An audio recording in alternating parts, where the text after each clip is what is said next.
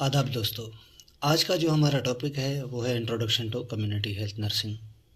इसका पहला पार्ट हमने पिछली वीडियो में कवर कर लिया था और आज इसका दूसरा पार्ट है। मैं फिर बताता चलूँ कि ये हमारे पास BSN generic semester 2 community health nursing 1 का जो है वो चैप्टर है। इस चैप्टर के आखिर में मैंने आपके लिए कुछ BCQs बेस्ड क्वेश्चंस रखे हैं। इसके जो हमारे मेन की हाइलाइट्स होंगे इस चैप्टर के, जिसमें हम डिस्कस करेंगे कि हमारे पास हेल्थ क्या है, वेलनेस क्या है, इलनेस क्या है और डिजीज़ की डेफिनेशन क्या है।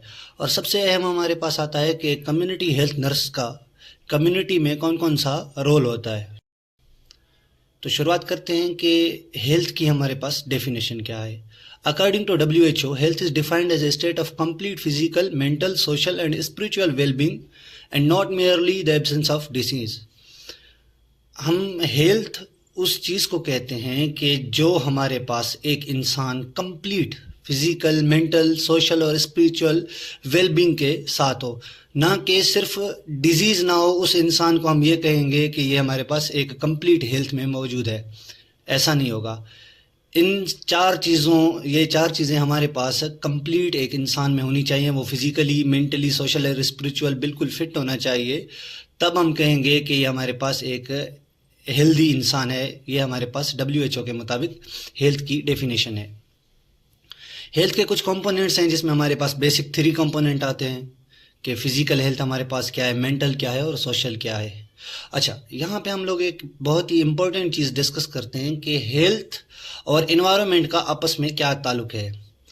डार्विन की थ्योरी के मुताबिक अगर हम बात करें तो फिटेस्ट ऑफ लाइफ, यानी कि जो जितनी एडेप्टेशन करेगा एनवायरनमेंट में रहने के लिए, अपनी ज़िंदगी गुजारने के लिए, वो इस दुनिया में सरवाइव कर पाएगा। अगर कोई जीव, कोई भी एनिमल अपने अंदर एडेप्टेशन नहीं लाता तो वो सर्वाइवल ऑफ फिटेस्ट की रेस से बाहर हो जाएगा और उसकी जो नस्ल होगी वो ख़त्म हो जाएगी। तो इंसान अगर बेहतरीन हेल्थ चाहता है तो एनवायरनमेंट के मुताबिक अपने अंदर एडेप्टेशन लाता रहे। जैसे एक एग्जांपल लेते हैं, हमारे पास सबसे अहम जो एग्जांपल है वो हमारे पास है कोरोना वायरस। जैसे ही कोरोना वायरस आया, लोगों ने मास्क, जो फेस मास्क है हमारे पास, उसका जो है यूज़ ज़्यादा हुआ, लोगों ने पहनना शुरू किया।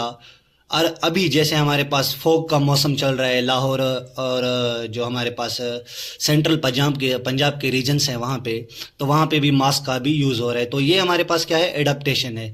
तो हेल्थ हमारे पास एक डायनामिक स्टेट है जिसमें इंडिविजुअल लोग एडाप्ट करते हैं एनवायरनमेंट के चेंजेस को और अपनी जो लाइफ स्टाइल होती है उसको मेंटेन करते हैं और एक अच्छी वेलबींग के साथ ज़िंदगी गुजारते हैं। अगर वो एडाप्टेशन नहीं करेंगे तो वो सरवाइव नहीं कर पाएंगे। इंटरनल और एक्सटर्नल एनवायरनमेंट में कोई भी चीज़ें आएंगी, कोई भी हमारे पास चेंजेस आएंगी तो वो हमारी जो लाइफ होगी उसको अफेक्ट करेंगी। जो हमारी हेल्थ होगी वो सही नहीं होगी और हमारी जो इंसान की जो ज़िंदगी है वो डिजीज़ या इलनेस की तरफ होना शुरू हो जाएगी। तो इंटरनल और एक्सटर्नल जिसको हम कहते हैं कि हेल्थ, वो इंसान के पास होना लाजिम है। अगर हम इंटरनल एनवायरनमेंट की बात करें तो हमारे पास कुछ फैक्टर्स आते हैं, मेनली 5 फैक्टर होते हैं। वो जो होते हैं इंसान की जो इंटरनल एनवायरनमेंट होता है उसको डिस्टर्ब करने के काबिल होते हैं। अगर हम जेनेटिक वेरिएबल की बात करें तो हमारे पास इनहेरिटेड ट्रेड्स, जेनेटिक प्रीडिस्पोजिशन जो हमारे पास इन्फ्लुएंस करते हैं इंडिविजुअल की ससेप्टेबिलिटी को, ताकि उस इंसान को ये जेनेटिक वेरिएबल्स जो हैं उस इंसान को एक डिजीज़ करवा सकते हैं। उसके फिजियोलॉजिकल कैरेक्टरिस्टिक्स या उसकी ओवरऑल हेल्थ स्टेटस को ये जेनेटिक वेरिएबल्स चेंज कर सकते हैं।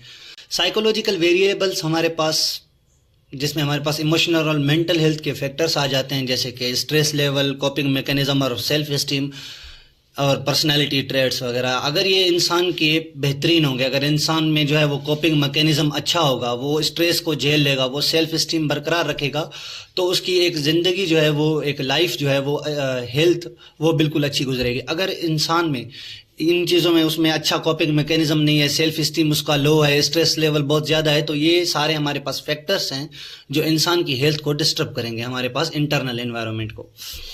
इंटेलेक्चुअल एस्पेक्ट्स जिसमें हमारे पास कोग्निटिव एबिलिटीज़ आ जाती हैं, नॉलेज आ जाती है, डिसीजन मेकिंग स्किल्स आ जाते हैं और कैपेसिटी आ जाती है लर्निंग के हवाले से, जो इंसान के कंट्रीब्यूट करती हैं उसके हेल्थ बिहेवियर को मॉडिफाई करने और बनाने में। और ये हमारे पास हेल्थ डिसीजन में भी अहम किरदार अदा करती है कि किसी इंसान में अगर कॉग्निटिव एबिलिटीज़ अच्छी हैं, उसकी नॉलेज अच्छी है या डिसीजन मेकिंग उसमें अच्छा है, तो वो अपनी हेल्थ के बारे में एक अच्छे से डिसीजंस ले सकता है। अगर उसमें इंटेलेक्चुअल एस्पेक्ट्स के हिसाब से देखें तो ये चीज़ें मिसिंग हैं, यानी उनमें एबनॉर्मलिटी है हमारे पास, वो डिसीजन अच्छे नहीं ले सकता, तो उसकी हेल्थ पे भी उसका बुरा असर पड़ सकता है। स्पिरिचुअल अगर डायमेंशंस की बात करें तो हमारे पास बिलीव्स, वैल्यूज़ और प्रैक्टिसेस रिलेटेड टू स्पिरिचुअलिटी या रिलीजन हमारे पास इंसान की जो इंटरनल एनवायरनमेंट होता है, जो इसका इनर पीस होता है, जो उसका सेंस ऑफ पर्पस होता है, उसको अफेक्ट करती हैं, जिसकी वजह से इंसान जो है हमारे पास इलनेस और चैलेंजेस को जो है फेस करता है। Disease process, the process of illness, medical condition or physiological dysfunctions with in the body that influence the health outcomes and overall functioning. अगर हम एक्सटर्नल एनवायरनमेंट की बात करें तो एक्सटर्नल एनवायरनमेंट में हमारे पास बेसिकली 3 फैक्टर आते हैं जो इंसान की हेल्थ को जो है वो डिस्टर्ब करते हैं। सबसे पहले अगर हम बात करें वो आता है हमारे पास फिजिकल एनवायरनमेंट। अगर जो इंसान जिस भी कम्युनिटी में रह रहा है उसका फिजिकल एनवायरनमेंट अच्छा नहीं है, वहाँ पे धुआं है, साफ पीने का पानी नहीं है, सेवरेज का निज़ाम अच्छा नहीं है, तो वो उसकी सेहत पे बहुत बुरा असर करेगा। अगर हम सोशल एनवायरनमेंट की बात करें, जो वो जिस घर में रह रहा है उस घर में हमारे पास अच्छा निज़ाम नहीं है, यानी कि उसमें घरेलू झगड़े जैसे हमारे पास होते हैं ज़्यादातर, और उसके अलावा जो जिस एनवायरनमेंट में वो काम कर रहा है उसका सोशल एनवायरनमेंट टॉक्सिक है, तो वो उसकी सेहत पे बहुत बुरा असर करेगा। इकोनॉमिक वेरिएबल्स की अगर बात करें तो इसमें हमारे पास ये होता है कि अगर कोई इंसान जो इकोनॉमिक हवाले से अपनी नीड्स को मीट नहीं कर पा रहा, उसकी जो नीड्स हैं आम जिंदगी गुजारने के लिए उसको मीट नहीं कर पा रहा, वो अच्छी हेल्थ नहीं ले पा रहा, वो अपने प्यारों की जो खुश हैं वो पूरी नहीं कर पा रहा, तो इसका उसकी मेंटल हेल्थ पे बहुत बुरा असर पड़ता है, उसकी आम जीने की ज़िंदगी में बहुत बुरा असर पड़ता है। तो इसकी वजह से उसकी हेल्थ भी डिस्टर्ब हमारे पास रहती है। उसके अलावा अगर हम वेलनेस की डेफिनेशन की बात करें तो इसमें यह होता है कि हमारे पास कंप्लीट स्टेट है जिसमें इंसान को कोई भी हेल्थ की प्रॉब्लम नहीं होती, इसमें इंसान परफेक्टली एंजॉय करता है अपनी हेल्थ को। अकॉर्डिंग टू अगर यूएनओ के डॉक्यूमेंट्स के मुताबिक बात करें तो हमारे पास level of living consist of 9 components. ज़िंदगी गुजारने के लिए 9 चीज़ें जो हैं वो अहम है। सबसे अहम हेल्थ, इंसान हेल्दी होना चाहिए, फूड कंजम्पशन उसकी अच्छी होनी चाहिए, उसको एजुकेशन दी होनी चाहिए, ऑक्यूपेशन एंड वर्किंग कंडीशंस उसके लिए बेहतरीन हो, उसके लिए हाउसिंग यानी कि उसका हाउस और सोसाइटी सिक्योरिटी भी उसकी होनी चाहिए, क्लॉथ हमारे पास कपड़े होने चाहिए, रिक्रिएशन होनी चाहिए, और ह्यूमन राइट्स ज़्यादातर उसके पास होने चाहिए। अगर ये 9 चीज़ें किसी भी इंसान के पास मौजूद है तो वो वेलनेस के ज़मरे में आता है हमारे पास। डिजीज़ हमारे पास एडवर्स फिजिकल स्टेट है जिसमें हमारे पास फिजियोलॉजिकल डिसफंक्शन होता है इंसान की बॉडी में, जिसकी वजह से उसके जो नॉर्मल सेल फंक्शन है उसमें डिस्टर्बेंस आती है और वो हमारे पास डिजीज़ कॉज करता है। इसमें हमारे पास साइन और सिम्टम्स भी डेफिनेटली मौजूद होते हैं। इलनेस, ये हर एक इंसान का, अगर हम सोशियोलॉजी के मुताबिक बात करें ना, ये हर एक इंसान का अपना पर्सपेक्टिव होता है। ये हमारे पास सब्जेक्टिव स्टेट है किसी भी इंसान के बारे में। जैसे किसी इंसान को थकावट हो गई, उसका सर भारी भारी होने लगा, कोई उसको डिजीज़ मौजूद नहीं है, वो ये समझ रहा है कि मैं बीमार हूँ। उसके ये इलनेस हमारे पास हर एक इंसान के अलग पर्सपेक्टिव के मुताबिक होती है। इसमें हमारे पास कोई अगर किसी भी इंसान को बीमारी नहीं होगी यानी कि डिजीज़ नहीं होगी और वो ये चीज़ें सोच रहा है तो वो हमारे पास इलनेस के ज़मरे में आएगा। वो ये सोच रहा है कि मुझे बीमारी है। ये हमारे पास एक सब्जेक्टिव स्टेट है जो इंसान या इंडिविजुअल हर एक अलग अलग अपने मुताबिक ये सोचते हैं कि मैं बीमार हूँ। इसके ऊपर ही एक डेफिनेशन लिखी हुई है कि illness is a state of being relatively unhealthy. इंसान ये सोचता है कि मैं एक अनहेल्दी ज़िंदगी गुजार रहा हूँ। अगर हम roles of community health nursing के बारे में बात करें, ये सबसे ज़्यादा हमारे पास अहम आते हैं। कम्युनिटी सेटिंग्स में नर्सिंग के रोल्स वैसे तो बहुत हैं, लेकिन जो है हम कुछ जो हमारे पास अहम आते हैं, वैसे सब भी अहम है, लेकिन इस वीडियो में अगर सबको डिस्कस करेंगे तो हमारे पास इतना टाइम नहीं बच पाएगा कि हम जो है वो अपने जो अगले ऑब्जेक्टिव्स हैं वो पूरे कर पाएँ। तो ये सारे सामने आपके लिखे हुए हैं कि एक कम्युनिटी हेल्थ नर्स के क्या क्या हमारे पास कम्युनिटी में रोल्स हैं। उसके अलावा कुछ हम जो है वो आगे इंडिविजुअली डिस्कस भी करते हैं। सबसे पहले हमारे पास आता है क्लिनिशियन रोल एक नर्स का जो है क्लिनिकल रोल हमारे पास क्या है। The clinician role in community health means that a nurse ensures health services are provided not just to the individuals and the families but also to the groups and population. इसमें हमारे पास ये है कि एक नर्स की ये जिम्मेदारी होती है कि वो सिर्फ ना कि इंडिविजुअल्स और फैमिलीज पर के पूरे ग्रुप्स और पॉपुलेशन जो इस इलाके की है उनको एक अच्छी जो है वो हेल्थ मिल रही है और उनकी इंश्योर करती है कि उनकी जो हेल्थ सर्विसेज हैं वो उनको बाकायदा प्रोवाइड की जाए हमारे पास।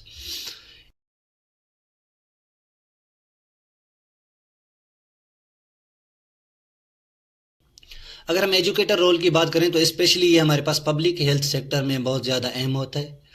इसमें हमारे पास नर्स क्या करती है, जो हमारे पास कम्युनिटी हेल्थ नर्स होती है वो कैंपेन्स चलाती है किसी भी इशू को लेते हैं। जैसे डाइटरी इम्प्रूवमेंट प्रोग्राम्स हो गए, वो भी एक कम्युनिटी हेल्थ नर्स की जिम्मेदारी है, जिसमें इम्प्रूव्ड हैंड वॉशिंग, अगर हैंड वॉशिंग कैसे करते हैं और बच्चों में ज़्यादातर जो स्कूल्स में ज़्यादातर प्रोग्राम करवाए जाते हैं, तो ये हमारे पास नर्स एजुकेटर का एक अहम किरदार है। एक नर्स एक इंसान को एजुकेट करेगी, वो आगे 10 को एजुकेट करेगा। ये एक बहुत ही बड़ा जो है वो डोमेन है कम्युनिटी हेल्थ नर्स का। एडवोकेट, इसमें हमारे पास ये होता है कि the issue of client's rights is important in healthcare. Every patient or client has the right to receive just equal and human treatment. हर एक इंसान का हक है कि वो अपनी कम्युनिटी में बिल्कुल इक्वल हक हासिल करे और जो ट्रीटमेंट सबके लिए मौजूद है वो हर एक इंसान के लिए मौजूद होनी चाहिए बिना किसी रंग, नस्ल और किसी फ़र्क के। उसी एक कम्युनिटी में उस नर्स की जिम्मेदारी होती है कि जो ट्रीटमेंट है वो सबको बराबर मिलनी चाहिए। उसमें ये भी होता है कि हमारे पास रेफरल नीड्स के मुताबिक लोगों को सर्विसेज दी जाती हैं कि आप फलां के पास जाएं, फलां के पास जाएं। इसमें हमारे पास नर्स हमारे पास रेफरल का भी काम कर रही होती है। रिसर्चर रोल सबसे ज़्यादा अहम आता है। इसमें हमारे पास सबसे अहम चीज़ ये आ जाती है जिसमें हमारे पास स्क्रीनिंग टेस्ट आ जाती है। स्क्रीनिंग टेस्ट में रिसर्चर रोल नर्स का अहम है कि किसी भी इलाके, किसी भी एक पॉपुलेशन में हमारे पास कोई डिजीज़ अचानक फैलना शुरू हो गई, तब हम क्लिनिकल जो हमारे पास रिसर्चर नर्स का ये रोल होता है कि वो वहाँ पे डेटा एनालाइज करे, सिस्टमिक इन्वेस्टिगेशन करे, डेटा कलेक्शन करे और उसको एनालाइज करे कि ये जो प्रॉब्लम है ये किसकी वजह से हो रही है और उसको एक सॉल्यूशन दे ताकि वो प्रॉब्लम उस पॉपुलेशन से ख़त्म हो जाए और वो पॉपुलेशन एक अच्छी ज़िंदगी गुजार सकें। इसमें हमारे पास क्या होता है कि एविडेंस बेस्ड जो हमारे पास आजकल के दौर की नर्सिंग है उसमें हमें इनसे एक नर्स को बहुत बड़ी मदद मिलती है ताकि वो एविडेंस बेस्ड की बुनियाद पर जो है वो अपनी प्रैक्टिस कर सके। आगे हमारे पास आते हैं कुछ क्वेश्चंस जो हम रिव्यू करेंगे अपनी नॉलेज को, क्या है हमारी नॉलेज इस वक्त कहाँ बेस करती है। जो हम ये नर्सिंग के रोल्स पढ़ कर आए हैं, अच्छी तरह से समझ कर आए हैं, हमारी डाउ यूनिवर्सिटी ऑफ हेल्थ साइंसेज की तरफ से ये होता है कि वो हमसे जो है वो MCQs यानी कि BCQs बेस्ड टेस्ट लेता है। तो मैंने जो है वो 5 MCQs यहाँ पे ऐड किए हैं और एक PDF छोटी सी जिसमें 11 क्वेश्चंस हैं वो मैं अपनी डिस्क्रिप्शन में ऐड कर रहा हूँ, वो आप वहाँ से फ्री ऑफ कॉस्ट डाउनलोड कर रहे हैं। तो इनको समझते हैं क्वेश्चंस को। हर एक क्वेश्चन को तकरीबन 5 क्वेश्चन है हमारे पास यहाँ पे। इसमें यह कह रहे हैं कि एक community health nurse started rehabilitation programme that included self esteem building, career counselling and job placement to help women in halfway house. Halfway house हम जो ओल्ड प्रिजनर होते हैं, जो अपनी प्रिजन काट के आ चुके होते हैं और उनको एक सोसाइटी में एक अच्छा नाम कमाना है, उनको एक सोसाइटी में काम करना है, तो उनके लिए हम जो है वो हाफवे हाउस का लफ्ज़ इस्तेमाल करते हैं। Who had recently been released from prison, what role a community health nurse is performing there. Number 1 clinician role, number B manager role, C advocate role, D researcher role और E leader role. आप यहाँ पे इस statement को अच्छे तरीके से पढ़ें और इसका जो है वो जवाब आपको या तो PDF में मिल जाएगा या आप कमेंट बॉक्स में लिख लें। हमारे पास दूसरा क्वेश्चन आता है जो हम पीछे पढ़ के आए हैं, इंडिविजुअली जो नर्स के रोल थे उसी में से है कि which role is a community health nurse fulfilling when providing direct care to individuals, families or groups to meet their health needs? A. Educator role, B. Advocate role, C. Clinician role, D. Researcher role. इसमें कौन सा role है जो community health nurse यहाँ पे अदा कर रही है? तीसरा सवाल हमारे पास आता है कि a community health nurse is conducting a workshop on proper nutrition and hygiene practices in a rural area, what role is being demonstrated here? कौन सा रोल जो है वो एक कम्युनिटी हेल्थ नर्स यहाँ पे अदा कर रही है जो हमारे पास एक वर्कशॉप कंडक्ट कर रही है हमारे पास न्यूट्रिशन नीड्स और हाइजीन प्रैक्टिसेस में रूरल एरिया यानी कि रूरल कम्युनिटी में? यहाँ पे कौन सा रोल है नर्स हमारे पास कम्युनिटी हेल्थ नर्स का? A. Manager role, B. Educator role, C. Clinician role, D. Researcher role. आगे हमारे पास एक सवाल है कि when a community health nurse speaks on the behalf of a vulnerable population to ensure they have access to essential health care service, what role is being perform? जो हमने पीछे बात की कि हर एक इंसान का, इंडिविजुअल का जो उस कम्युनिटी में है, उस कम्युनिटी में जो हेल्थ सर्विसेज हैं उसका पूरा हक है कि वो सबको बराबर मिले, और ये कम्युनिटी हेल्थ उस वल्नरेबल पॉपुलेशन के हक में बात कर रही है कि उनको जो हेल्थ सर्विसेज हैं वो बराबर दी जाएं। तो ये नर्स का कौन सा रोल है? रिसर्चर रोल है नर्स का, एडवोकेट रोल है, क्लिनिशियन रोल है, यहाँ पे एजुकेटर रोल है हमारे पास। एक सवाल हमारे पास और है, a community health nurse is involve in collecting and analysing data on incidence of diabetes in a community, which role is being highlighted here? एक कम्युनिटी में जो है वो डायबिटीज़ के ज़्यादा केसेस आने लग गए। उसमें हमारे पास एक नर्स ने क्या किया कि वहाँ पे डेटा कलेक्ट किया और डेटा को एनालाइज किया। तो ये हमारे पास नर्स का कौन सा रोल है? A. Researcher role, B. Clinician role, C. Educator role और डी हमारे पास आता है एडवोकेट रोल। ये हमारे पास रेफरेंसेस हैं, जो हमने चीज़ें पढ़ी उन सब का ये रेफरेंस है हमारे पास।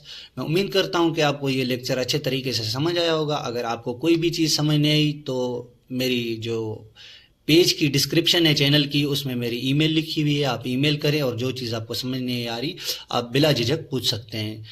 मैं लास्ट में बताता चलूँ दोबारा कि डिस्क्रिप्शन में मैं इस जो 5 क्वेश्चंस ये और 6 और इनकी PDF जो है वो मैं अटैच कर दूंगा, आप वहाँ से फ्री ऑफ कॉस्ट डाउनलोड कर लें। Thank you so much for your precious time.